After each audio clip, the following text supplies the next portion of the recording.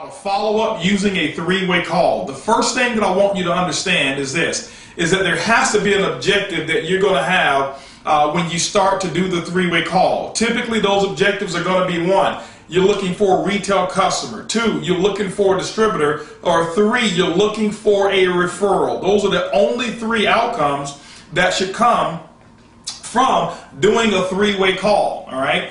So let's go ahead and talk about setting up the three-way call. How should you do it? First and foremost, what I want you to understand is that the three-way call should be something that a distributor qualifies, or potential prospect qualifies to get. Okay, they qualify. How do they qualify for a three-way call? It means that they have actually been exposed, and they may not have signed up on the initial exposure. It's completely okay. Remember this: the fortune is in the follow-up. Fortune is in the follow-up. You're going to have a small percentage of people that actually get involved on the spot. That's okay. Okay, that is okay. You got to remember, when we call it network marketing, okay, it's not net wish marketing, it's network marketing. So you can't wish that everybody you show the plan to gets involved. What you got to do is you got to now finish what you started.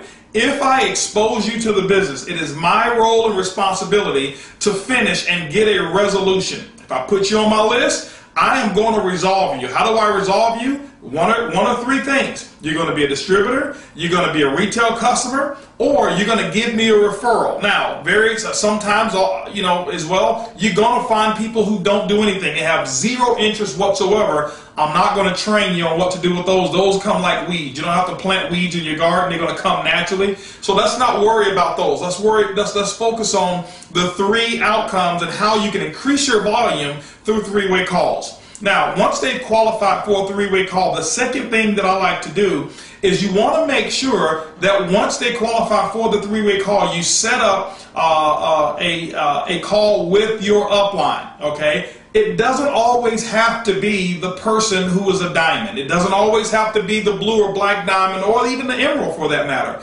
What you want to do is this: you want to make sure you find out what their areas of concerns are. Okay? Never use the word objections. Hey, what objections do you have? I never use the word objections. I always say, what areas of concern that may be stopping you from moving forward today. Okay? And then I listen. You got to shut up and you have to listen. All right? Because people will give you every single answer that you need in order to find out or fill whatever their gap is. So, what areas of concern do you have right now that will stop you from getting started? And they're going to go run their mouth and tell you, okay? And so what I want to do is this right here. This may be at the end of a presentation. They say, well, I need to talk to my spouse, or I need to try the product, or I need to do whatever it may be. You've got to pay attention to what are those areas of concerns that your prospects are giving you when they're not signing up. That way you can kind of find out what the real truth is. You have to remember also that most prospects are not going to tell you or reveal to you or give what I call full disclosure. They may say, hey, listen, you know what, I just need to think about it. Well, nobody needs to think about it. There's two things you need to think about: making more money or having better health. What is there to think about?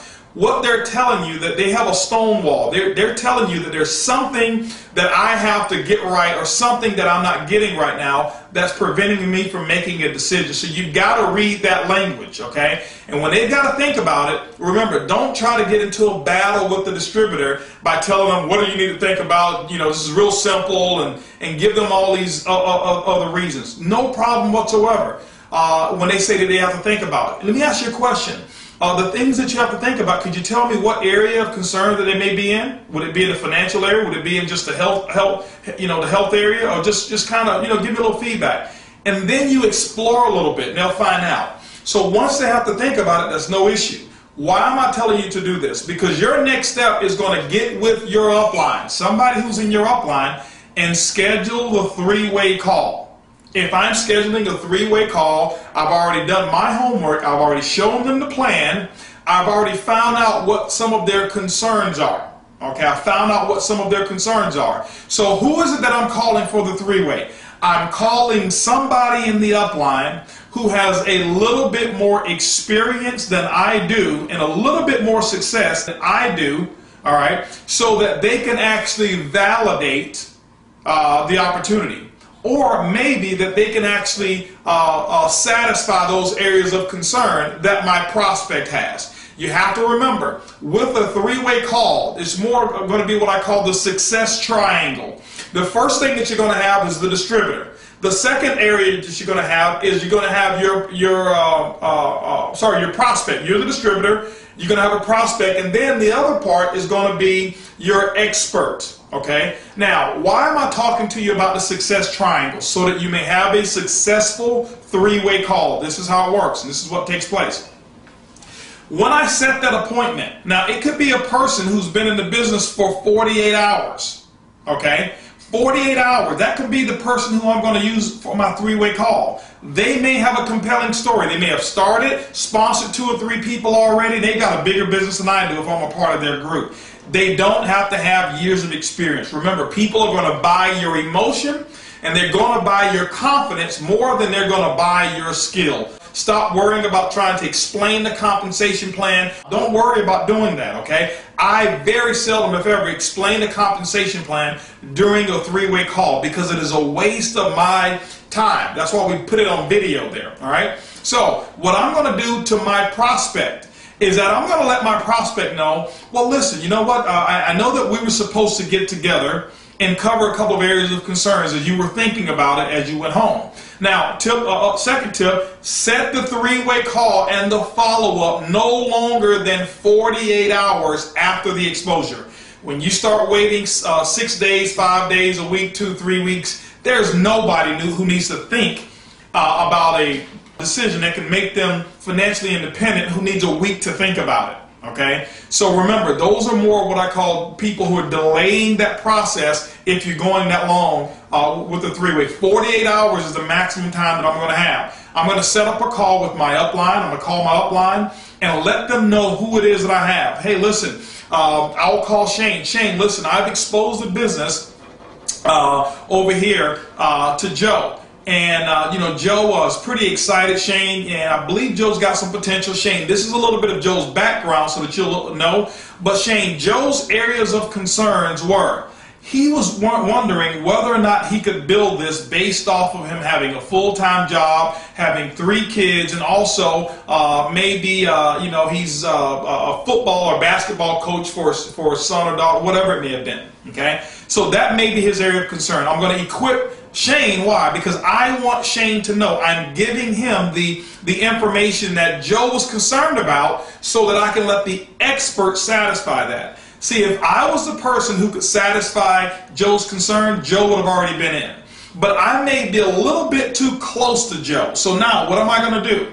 I get on the phone, I call Joe back, I say, Joe, listen, I've got some great news. Just as what are you talking about? You know, Joe, I know that when we talked, you had a couple of areas of concern. And, you know, they're completely legitimate. You know what? If I were you looking at an opportunity that can set me and my family free as well, I would really want to think about, you know, what am I going to do with this, all this free time and all this money that I'll possibly be making. So I completely understand your thoughts on that. But listen, what I was able to do was I was able to get Shane Moran, or let's not talk about just Shane Moran right now because everybody won't be able to do a three-way with them. Let's just say you're upline.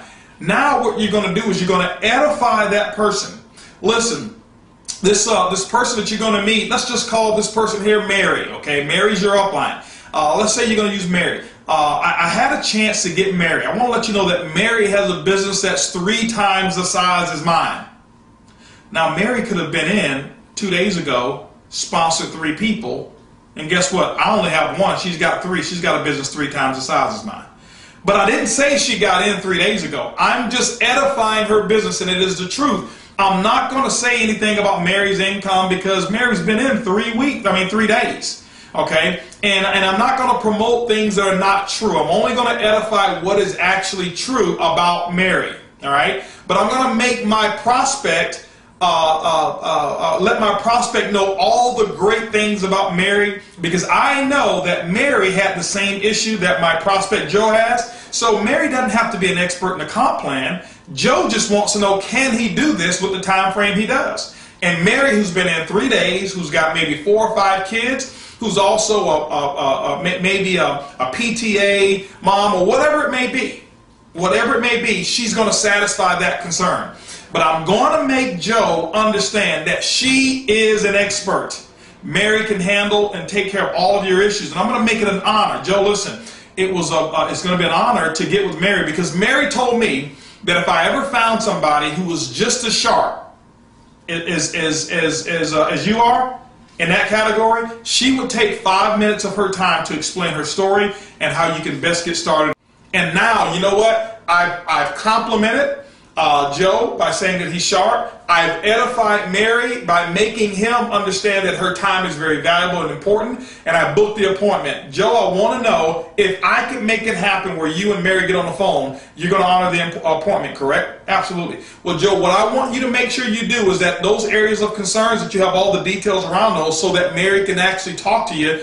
And Joe, I want to let you know this. Mary's not a salesperson. She's not going to try to sell you. She's got a very successful business, and she's really going to help you evaluate your decision. Okay? And so that's what I do. When I go ahead and make that connection, I've already edified Mary. Now, if Mary was a sapphire, ruby, emerald, or diamond, I'm not going to speak in those terms of diamond, emerald. Why? Because Joe has no idea what that means.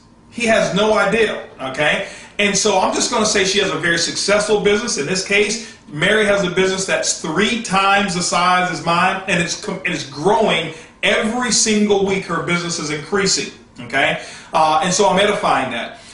And so now what I'm going to do is this right here. I'm going to go ahead and make the phone call. When I make the phone call, what I'm going to do is I'm going to get Joe on the call first. I'm going to get Joe on the call first. And when I get Joe on the call first, hey, Joe, listen, I was giving you a call, and I'm going to call Joe about 2 to 3 minutes before it's time for me to call Mary. Mary knows I'm calling. So I called Joe up. Joe, hey, listen, man, I'm glad that we have a chance to get a chance to talk. I've got Mary that I'm going to call here in a moment. Hopefully you got all your questions together, because Mary, you know what, she's really looking forward to just having a little conversation with you. That'd be great. Now, I've already done the edification. When I get on the phone, I'll call Mary up. Okay, let's say Mary is Mary Smith. Okay, and you got to remember this: between Joe and myself, there's trust. He knows me, he trusts me, but he doesn't respect me. Why? Joe and I have been working together for the last 10 years, so he makes just as much money as I do, or he may know some intimate things about my finances that he may not respect. Between Mrs. Smith and Joe, there's no trust, but there is respect. Why? Because of what I've said about Miss Smith. And so Joe has a respect. So now when you have respect and you have trust, you combine both of them together, you've got success. That's why we call it the success triangle. So what I'm going to do is this. I'll introduce Joe to Mrs. Smith. Hello, Mrs. Smith. Hey, how are you? Blah, blah, blah. And I'm going to keep Joe on the other line first. I never call my expert with the person live on the line unannounced. Bad idea. Okay, bad idea. So, hey, Mrs. Smith, hey, I just want to give you a call. You know, I know we've got a 2 o'clock appointment. I actually have Joe on the other line. Are we ready? Yes. Now, I click back over. Hey, Joe, listen, we're fortunate enough to get Mrs. Smith here. And Joe, you know, I've already told you some great things about Mrs. Smith, and I'm so honored and excited to have her on the line right now. And what I'm going to do is I'm going to turn the call over to her. Mrs. Smith, this is Joe. I've told you some things about Joe. Remember this, never over-edify your prospect to your expert, because you're now sending a signal to your prospect that he or she is more valuable than the expert themselves, okay? Don't de-edify, but don't over-edify either. So once I do the introduction, I'm shutting my mouth. Or if you know that you can't shut your mouth, put the telephone on mute. Okay? Put it on mute. I don't say anything. I'm going to allow my expert to do all of the questioning. I'm going to allow my expert to do all the talking. Most importantly, the expert is going to do the listening. It's not the person who talks the most that wins. It's the person who listens the most and asks the most questions is the one who's in control.